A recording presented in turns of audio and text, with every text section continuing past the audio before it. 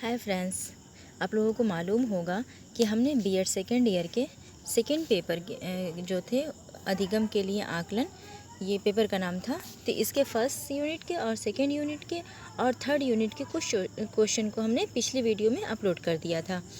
उसके बाद हम अब आते हैं थर्ड यूनिट के कुछ इंपॉर्टेंट क्वेश्चन और आंसर को देखते हुए 4 और 5 यूनिट के भी सारे क्वेश्चन आंसर को कवर करने की कोशिश करते हैं। तो आप लोग ज़्यादा से ज़्यादा बार इसे एग्ज़ाम से पहले तक रिवाइज़ कर लीजिएगा, क्योंकि हमने ये संजय पब्लिकेशन की जो गाइड थी इसके सारे क्वेश्चन यूनिट वाइज हमने कवर करा दिया है। तो आइए चलते हैं बिना देर किए हुए अपने क्वेश्चन आंसर पे। तो 449 क्वेश्चन हम पिछली वीडियो में कंप्लीट हो गया है। इसके बाद है 450 क्वेश्चन नंबर है, भारत में प्रथम बुद्धि परीक्षण किसने किया था? तो सबसे पहले भारत में प्रथम बुद्धि परीक्षण किसने किया था? C.H. राइस ने। नेक्स्ट है C.H. राइस ने बिने साइमन बुद्धि परीक्षण का भारतीय अनुकूलन किया तथा परीक्षण का क्या नाम रखा? तो परीक्षण का जो नाम रखा था हिंदुस्तानी बिने परफॉर्मेंस पॉइंट स्केल, इसका नाम इन्होंने रखा था। अगला क्वेश्चन है, बुद्धि परीक्षण में मानसिक आयु शब्द बिने ने कब जोड़ा था? तो मानसिक आयु 1908 ईस्वी में जोड़ा था। सबसे पहले मानसिक आयु का विचार किसने दिया था? तो अल्फ्रेड बिने ने। भारत में पहला व्यक्तिगत शाब्दिक बुद्धि परीक्षण किसने दिया था? तो C.H. राइस ने। बिने साइमन बुद्धि स्केल में मानसिक आयु के आधार पर बुद्धि परीक्षण किया जाता है, तो वैयक्तिक शाब्दिक बुद्धि परीक्षण। आर्मी अल्फा टेस्ट है, तो आर्मी अल्फा टेस्ट सामूहिक शाब्दिक बुद्धि परीक्षण है। आर्मी बीटा परीक्षण है, तो आर्मी बीटा सामूहिक अशाब्दिक बुद्धि परीक्षण है। नेक्स्ट क्वेश्चन है, बुद्धि से संबंधित परीक्षण नहीं है, तो स्याही धब्बा परीक्षण बुद्धि से संबंधित नहीं है। WISC किस बुद्धि परीक्षण से संबंधित है? WISC वैश्लर बुद्धि परीक्षण से संबंधित है। भाटिया बैटरी का प्रयोग किसके मापन हेतु किया जाता है? तो बुद्धि मापन के लिए। भाटिया बैटरी परीक्षण के निर्माणकर्ता कौन है? तो चंद्रमोहन भाटिया। भाटिया बैटरी परीक्षण में कितने उप परीक्षण हैं? तो इसमें जो है टोटल 5 उप परीक्षण हैं। स्टैनफोर्ड बिने मापनी द्वारा बुद्धि मापन होता है, तो 2 से 33 वर्ष की आयु वर्ग में। हिंदुस्तानी बिने परीक्षण तैयार किया गया था C.H. राइस। जालोट ने परीक्षण दिया था सामूहिक बुद्धि परीक्षण। रेविन का प्रोग्रेसिव मैट्रिक्स किस प्रकार का परीक्षण है? तो ये है अशाब्दिक परीक्षण। पोर्टियस भूल भुलैया परीक्षण है, तो व्यक्तिगत बुद्धि परीक्षण। स्टैनफोर्ड बिने बुद्धि परीक्षा प्रश्न कितनी आयु के बच्चों के लिए थे? तो 3 से लेकर 8 वर्ष की आयु के बच्चों तक के लिए थे। पैटर्न ड्राइंग परीक्षण के प्रतिपादक कौन है? तो डॉक्टर भाटिया हैं। नेक्स्ट है, जलोटा टंडन बुद्धि परीक्षण किस विश्वविद्यालय ने बनाया था? तो काशी हिंदू विश्वविद्यालय ने। नेक्स्ट क्वेश्चन है, 1927 में सर्वप्रथम किसने सामूहिक बुद्धि परीक्षाओं के संबंध में सबसे पहले कार्य किया था? तो ये थे जे मुनरो ने। परीक्षा की बैटरी सर्वप्रथम किसने की थी? तो ये ड्रेबर ने। व्यक्ति के भीतर उन मनोदैहिक संस्थाओं तथा गत्यात्मक संगठन है जो वातावरण के प्रति उनके अनूठे समायोजन को निर्धारित करता है। व्यक्ति को इन शब्दों के किसके द्वारा परिभाषित किया गया है? तो C.W. अरपोर्ट के द्वारा। पर्सनालिटी शब्द की उत्पत्ति हुई है, तो लैटिन भाषा से। पर्सनालिटी शब्द की उत्पत्ति लैटिन भाषा के किस शब्द से हुई है? तो पर्सोना से हुई है। पर्सोना शब्द का अर्थ है मुखौटा। व्यक्तित्व गुणों का समन्वित रूप है। यह विचार किसका है? तो यह विचार गिलफोर्ड का है। व्यक्तित्व व्यक्ति के व्यवहार की एक समग्र विशेषता है। यह परिभाषा किसकी है? वुडवर्थ की। व्यक्तित्व व्यक्ति का संपूर्ण मानसिक संगठन है जो उसके विकास की किसी भी अवस्था में होता है। ये विचार वारेन का है। व्यक्ति में उन समस्त शारीरिक तंत्रों का वह आंतरिक गत्यात्मक संगठन है जो उसके पर्यावरण के साथ अद्वितीय समायोजन निर्धारित करता है। यह कथन किसका है? आलपोर्ट का। नेक्स्ट क्वेश्चन पे चलते हैं। नेक्स्ट क्वेश्चन है, किसका विचार है कि व्यवहार करने के ढंग प्रसन्नता तथा अविश्वास को व्यक्तित्व करते हैं? तो ये है वुडवर्थ का। नेक्स्ट क्वेश्चन है, किसके अनुसार व्यक्तित्व व्यक्ति के संगठित व्यवहार का संपूर्ण चित्र होता है? डेशिल के। व्यक्तित्व समाज द्वारा मान्य सामान्य गुणों का संतुलन है। यह कथन किसका है? तो यह कथन रेक्स राक का है। नेक्स्ट है व्यक्तित्व शब्द का प्रयोग शारीरिक, मानसिक, नैतिक और सामाजिक गुणों के उस एकीकृत तथा गत्यात्मक संगठन के लिए किया जाता है जिसे व्यक्ति अन्य व्यक्तियों के साथ साथ सामाजिक जीवन के आदान प्रदान में व्यक्त करता है। तो इसका राइट आंसर हो जाएगा ड्रेवर। ये कथन ड्रेवर का है। नेक्स्ट है व्यक्तित्व संस्कृति का व्यक्ति पक्ष है। ये किसने कहा था? तो ये फारिस ने कहा था। अगला है व्यक्तित्व के जन्मजात तथा अर्जित स्वभाव, मूल प्रवृत्तियों, भावनाओं तथा इच्छाओं आदि का समुदाय है। तो ये किसने कहा था? मार्टन ने। मनोवैज्ञानिक के अनुसार व्यक्ति जिस रूप में व्यवहार करता है वही उसका व्यक्तित्व है। किसने कहा है कि व्यक्तित्व के द्वारा हम भविष्यवाणी कर सकते हैं? तो कैटल ने कहा था। व्यक्ति का व्यक्तित्व ही उस व्यक्ति के व्यक्तित्व होने की संभावना को दर्शाता है। ये एस ने कहा है। अगला है व्यक्तित्व जन्मजात एवं अर्जित प्रवृत्तियों का योग है। ये कथन किसका है? तो ये कथन वैलेंटाइन का है। अगला क्वेश्चन है हमारे मन का चेतन भाग होता है। तो हमारे मन का चेतन भाग 1/10 भाग होता है। जीवन मूल प्रवृत्ति का व मृत्यु प्रवृत्ति फ्रायड के अनुसार प्रतीक है ऊर्जा व विनाश की। फ्रायड के अनुसार यौन मूल प्रवृत्ति के ऊर्जा बल को मानसिक ऊर्जा बल की मानसिक ऊर्जा क्या है? तो ये है लिबिडो। किसने सतही शील गुण का सिद्धांत दिया था? तो कैटल ने दिया था। बालक का मानसिक स्वास्थ्य निर्भर करता है विद्यालय पर, परिवार पर और समुदाय पर। इसका राइट आंसर हो जाएगा उपयुक्त सभी। नेक्स्ट है व्यक्तित्व भिन्नता का अर्थ है तो किन्हीं दो व्यक्तियों में शारीरिक, मानसिक संवेग समरूपता होना। अगला क्वेश्चन है व्यक्तित्व व्यक्ति के संगठित व्यवहार का संपूर्ण चित्र है। ये परिभाषा किसकी है? किस दृष्टिकोण पर आधारित है? तो व्यवहार पे। व्यक्तित्व की विशेषता नहीं है, ध्येय से अलग। अगला है व्यक्तित्व उन सब तत्वों का संगठन है जिनके द्वारा व्यक्ति को समाज में कोई स्थान प्राप्त होता है, इसलिए हम व्यक्तित्व को सामाजिक प्रवाह कह सकते हैं। यह परिभाषा किस दृष्टिकोण पर आधारित है? तो सामाजिक दृष्टिकोण पर। अगला क्वेश्चन है किसने कहा है कि व्यक्तित्व रुचि का वह समाकलन है जो जीवन के व्यवहार में एक विशेष प्रकार की प्रवृत्ति उत्पन्न करता है? तो इसका राइट आंसर है मेकड़ी। अगला आंसर क्वेश्चन देखते हैं। बालक के व्यक्तित्व का विकास आरंभ हो जाता है तो कब से? शैशवावस्था से। अगला क्वेश्चन है व्यक्तित्व अस्थायी समायोजन है वातावरण के साथ। हिपोक्रेटस एवं गेलेन के अनुसार व्यक्तित्व के प्रकार हैं। तो व्यक्तित्व के प्रकार कौन से? रक्त प्रधान एवं क्रोध प्रधान, निराशावादी एवं कफ प्रधान। इसका आंसर हो जाएगा ए और बी दोनों यानी कि सी। नेक्स्ट है शेल्डन ने व्यक्तित्व को बताया तो क्या बताया था? एडोमॉर्फिक, एक्टोमॉर्फिक और मेसोमॉर्फिक यानी कि उपयुक्त तीनों हैं। अगला है कार्ल युग के अनुसार व्यक्तित्व अंतर्मुखी और बहुमुखी दोनों होता है। नेक्स्ट है कार्ल युग के अनुसार अंतर्मुखी व्यक्तियों के प्रकार में कौन नहीं आता? तो इसमें अर्थ प्रधान नहीं आता है। नेक्स्ट है न्यूमैन एवं स्टर्न ने व्यक्तित्व को विभक्त किया है तो किसमें? विश्लेषणात्मक एवं संश्लेषणात्मक में विभक्त किया है। अगला क्वेश्चन है अंतर्मुखी व्यक्तित्व की कौन सी विशेषता नहीं होती है? तो इसमें जो है वो राइट आंसर हो जाएगा ये दोस्तों इसमें ऑप्शन नहीं दिया था तो ये राइट आंसर इसका छोड़ देते हैं। नेक्स्ट क्वेश्चन पे चलते हैं। स्पेंगर ने कितने प्रकार के व्यक्तित्व बताए थे? तो 6 प्रकार के व्यक्तित्व बताए हैं। नेक्स्ट है सांख्य दर्शन के अनुसार व्यक्तित्व होता है रजोगुणी, तमोगुणी और सतोगुणी यानी कि इसका राइट आंसर हो जाएगा डी उपयुक्त सभी। नेक्स्ट है आयुर्वेदाचार्य धन्वंतरी के अनुसार व्यक्तित्व होता है तो वात प्रधान, पित्त प्रधान और कफ प्रधान। इसका राइट आंसर हो जाएगा डी उपयुक्त सभी। नेक्स्ट क्वेश्चन है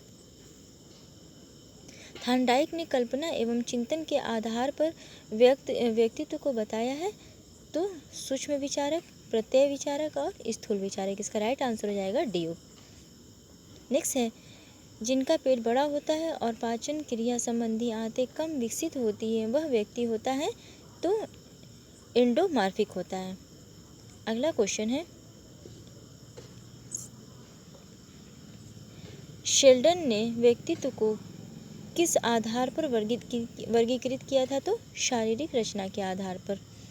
नेक्स्ट है अंतर्मुखी व्यक्तित्व का प्रकार है तो अंतर्मुखी व्यक्तित्व का प्रकार है मनोवैज्ञानिक प्रकार है। अगला क्वेश्चन है अत्यधिक वाचाल, प्रसन्न चित्त और मानसिक सामाजिक प्रवृत्ति के व्यक्ति के व्यक्तित्व को युंग ने नापा था। तो किस में नापा था? बहिर्मुखी में।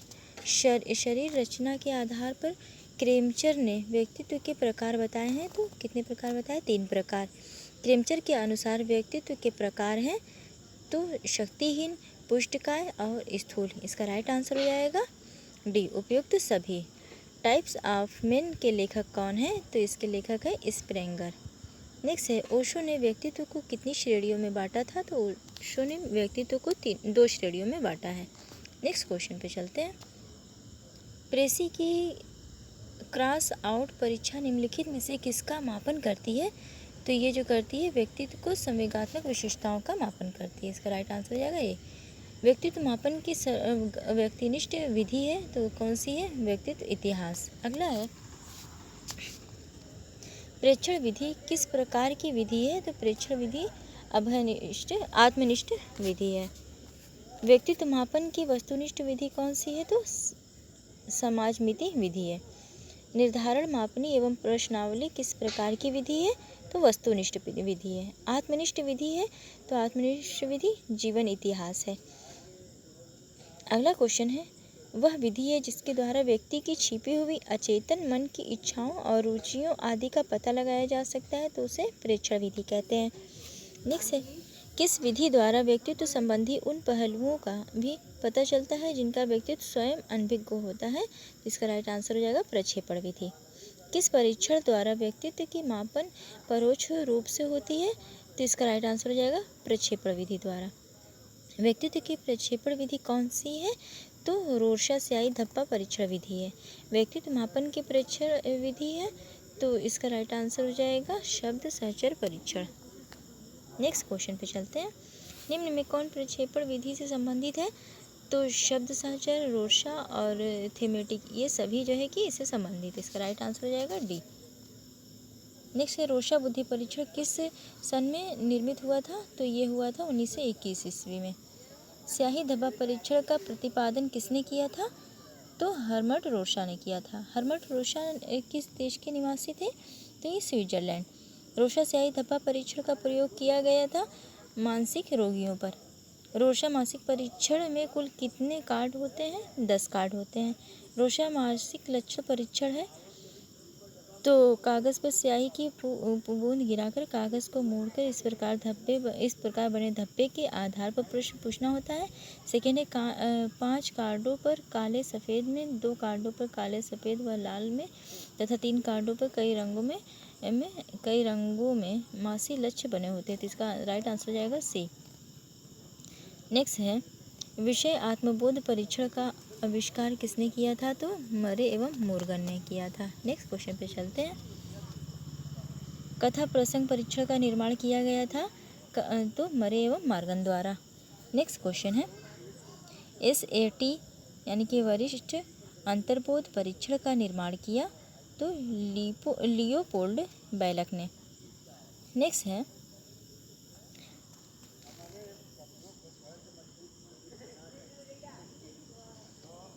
नेक्स्ट क्वेश्चन है, TAT, CAT तथा SAT इन तीनों का भारतीय परिस्थितियों के साथ अनुकूलन किसने किया था? तो डॉक्टर उमा चौधरी ने किया था।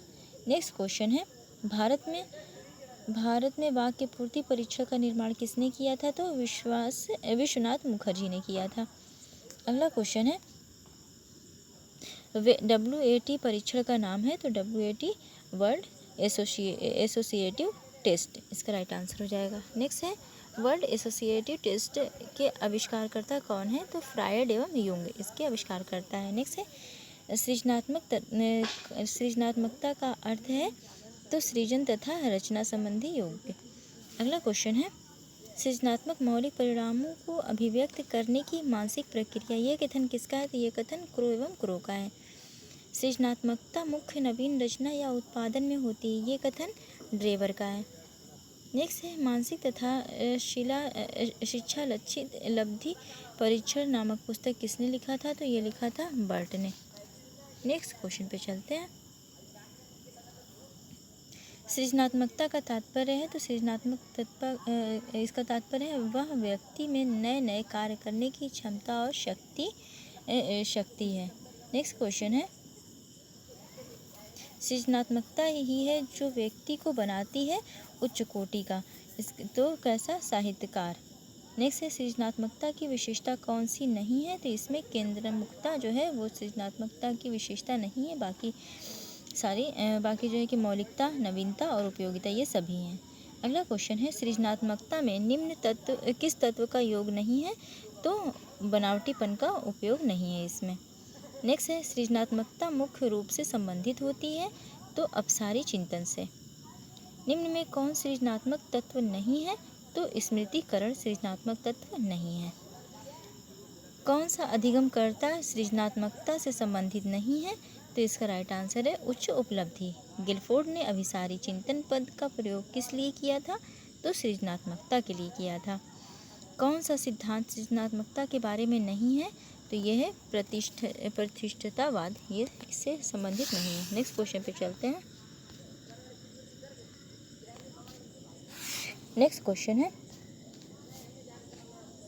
निम्नलिखित में से मानकीकृत परीक्षण का संबंध किससे होता है, तो ये जो होता है ज्ञान के व्यापक क्षेत्र से होता है। अगला क्वेश्चन है, आधार रूप में निदान एवं उपचार साथ साथ चलते हैं, तो ये किसने कहा था, स्किनर ने कहा था। उपलब्धि परीक्षण का किस में उपयोग होता है, तो पाठ्यवस्तु संशोधन में, विभिन्न क्षेत्रों के चयन में, शिक्षा पद्धतियों के मूल्यांकन में। इसका राइट आंसर हो जाएगा डी, उपयुक्त सभी। जब परीक्षार्थियों की संख्या सर्वाधिक हो तो उनके मूल्यांकन के लिए किस प्रकार के प्रश्नों का उपयोग किया जाता है, तो वस्तुनिष्ठ प्रश्नों का। लिखित परीक्षा द्वारा उचित मापन होता है, तो ज्ञानात्मक पक्ष का। मानक किस में निर्धारित होते हैं, तो मानक मानकीकृत परीक्षा में निर्धारित होते हैं। अब ये आपकी थर्ड इकाई पूरी हो चुकी है। अब हम आते हैं फोर्थ पे, चौथा यूनिट देखते हैं। तो इसमें जो इम्पोर्टेंट है दोस्तों उसको देखते हैं। पहले किसने कहा कि मानकीकृत का तात्पर्य प्रक्रियाओं व कार्य प्रणालियों से जिसमें किसी परीक्षण के लिए मानकों व सेटों का निर्माण किया जाता है, तो इसका राइट आंसर हो जाएगा A.S. रेबर। नेक्स्ट है, समान उपलब्धि परीक्षण व परीक्षण है जो एक ही प्राप्तांक द्वारा उपलब्धि के किसी दिए हुए क्षेत्र में सापेक्षित ज्ञान का बोध कराता है। ये किसने कहा था, तो ये कहा था लिंडक्विस्ट एवं मन ने। परीक्षण किस प्रकार का यंत्र है, तो परीक्षण मानकीकरण यंत्र है। परीक्षण की महत्ता है, तो परीक्षण की महत्ता व्यावसायिक, शोध और शैक्षिक तीनों में है। एक प्रमापीकृत परीक्षण वह है जो विश्वसनीय हो, वस्तुनिष्ठ हो, वैध हो। इसका राइट आंसर हो जाएगा डी। निम्नलिखित में से मानकीकृत परीक्षण का संबंध किससे होता है, तो ज्ञान के व्यापक क्षेत्र से होता है। यदि किसी परीक्षण में कोई व्यक्ति अनेक परीक्षाओं द्वारा काफी जांचने के बाद समान अंक पाता है, तो वह परीक्षण होता है वैध। मानकीकृत परीक्षण का संबंध होता है किससे, ज्ञान के व्यापक क्षेत्र से। प्रमापीकृत उपलब्धि परीक्षण कितने प्रकार के होते हैं, 2 प्रकार के होते हैं। एक परीक्षण कब विश्वसनीय होता है, यदि छात्र द्वारा प्राप्तांक अधिगम परिणाम की मापन त्रुटि से प्रभावित हो। नेक्स्ट है, वस्तुनिष्ठ परीक्षणों का मुख्य दोष है, तो क्या है इसका मुख्य दोष, भाव प्रकाशन में असमर्थता। नेक्स्ट क्वेश्चन है, वस्तुनिष्ठता है उपकरण की, इसका राइट आंसर हो जाएगा तकनीक कसौटी। नेक्स्ट क्वेश्चन है, उपकरण का जन्म किस पहलू को मापने के लिए हुआ है, तो व्यक्तिगत भिन्नताओं को मापने के लिए हुआ है। अगला क्वेश्चन है, अच्छे मापन की कसौटी है उसकी वैधता, विश्वसनीयता, वस्तुनिष्ठता। इसका राइट आंसर हो जाएगा डी, उपयुक्त सभी। परीक्षण की व्यवहारिक विशेषता है, तो परीक्षण की व्यवहारिक विशेषता मितव्ययिता, वस्तुनिष्ठता और व्यापकता। इसका राइट आंसर हो जाएगा डी, उपयुक्त सभी। नेक्स्ट है, पूर्व निश्चित आधार है, तो पूर्व निश्चित आधार क्या होता है, मानक। अगला क्वेश्चन है, उपलब्धि गुणांक ज्ञात करने का सूत्र क्या है, तो उपलब्धि गुणांक ज्ञात करने का सूत्र है उपलब्धि गुणांक कोष्टक में AQ बराबर शैक्षिक गुणांक EQ अपान के बुद्धिलब्धि गुणांक IQ इंटू 100। नेक्स्ट क्वेश्चन है, एक अच्छे शोध उपकरण की पहचान किस आधार पर होती है, तो प्रामाणिकता के साथ युक्त वैधता सूचकांक के आधार पर। एकांश विश्लेषण का मुख्य उद्देश्य है, तो इसका मुख्य उद्देश्य है एकांशों के कठिनता स्तर तथा विभेदक सूचकांक के बारे में महत्वपूर्ण सूचना प्रदान करना। नेक्स्ट है, एक उत्तम परीक्षण की विशेषता नहीं है तो आत्मनिष्ठता। नेक्स्ट क्वेश्चन पे चलते हैं। एकांश की कठिनता स्तर से तात्पर्य है, तो इसकी कठिनता स्तर से क्या तात्पर्य? एकांश पर सफलता पाने वाले परीक्षार्थी का प्रतिशत। नेक्स्ट है, एक उत्तम एकांश के लिए उसका कठिनता स्तर कितना होना चाहिए? तो 0.50। अगर किसी एकांश का कठिनता स्तर 90% या 90 है तो इसका मतलब यह हुआ कि एकांश बहुत आसान है। अगला क्वेश्चन है, एक ऐसा परीक्षण जिसके एकांशों का कठिन स्तर 0 से 4 और 0 से 6 तक है तो वह शिखर परीक्षण है। किस मानक का प्रयोग अधिकतर मनोवैज्ञानिक परीक्षण में किया जाता है? तो शततमक का मानक का। किसी परीक्षण में आए प्राप्तांक से सही अर्थ निकालने के लिए निम्नलिखित में से इसकी ज़रूरत पड़ती है? तो मानक की ज़रूरत पड़ती है। परीक्षण निर्माण का प्रथम चरण है तो परियोजना निर्माण करना। किसी परीक्षण का फलांक वस्तुनिष्ठ होता है यदि यह केवल छात्रों के उत्तरों पर आधारित हो। नेक्स्ट क्वेश्चन पे चलते हैं। मानक परीक्षण की 2 अत्यधिक आवश्यक विशेषताएं हैं, तो कौन सी है? विश्वसनीय एवं वैधता। विश्वसनीयता और वैधता। तार्किक समता आधारित विश्वसनीयता किस विधि द्वारा ज्ञात की जाती है? तो ये क्या आती है? समानांतर फॉर्म द्वारा। निम्नलिखित में से परीक्षण की कौन सी व्याख्या सही है? तो इसकी जो व्याख्या सही है वो है विश्वसनीयता अनिवार्य लेकिन पर्याप्त नहीं है। अगला क्वेश्चन है, गुणात्मक अनुसंधान अभिकल्प में विश्वसनीय पद से तात्पर्य है तो प्रदत्त संकलन और विश्लेषण की युक्ति में संगति। नेक्स्ट है, अनुसंधान में एक सामान्य परीक्षण में प्राथमिकता दी जाती है तो विश्वसनीयता को, प्रयोग को और वस्तुनिष्ठता। इसका राइट आंसर हो जाएगा डी, उपयुक्त सभी। नेक्स्ट क्वेश्चन है, विश्वसनीयता गुण होता है तो कैसा गुण होता है? परीक्षण प्राप्तांकों का गुण होता है। अगला क्वेश्चन है, कौन सी वैधता का परिकलन सबसे आसान है? तो इसका राइट आंसर हो जाएगा प्रत्यक्ष वैधता। किस वैधता का परिकलन सबसे कठिन है? तो रचनात्मक का सबसे कठिन है। नेक्स्ट है, जब कोई परीक्षण अपने सभी प्रतिशत प्रसंगों के साथ सहसंबंधित हो पाता है तो उसे क्या कहा जाता है? तो उसे कहा जाता है अभिसारी वैधता। यदि किसी परीक्षण तथा बाह्य कसौटी में निम्न सहसंबंध है तो उसका अर्थ है परीक्षण की वैधता अधिक भी हो सकती है और कम भी।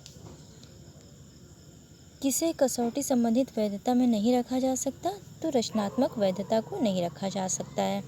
परीक्षण की विश्वसनीयता में वैधता किसी परिस्थिति में सीधे निर्भर करती है तो किस पे?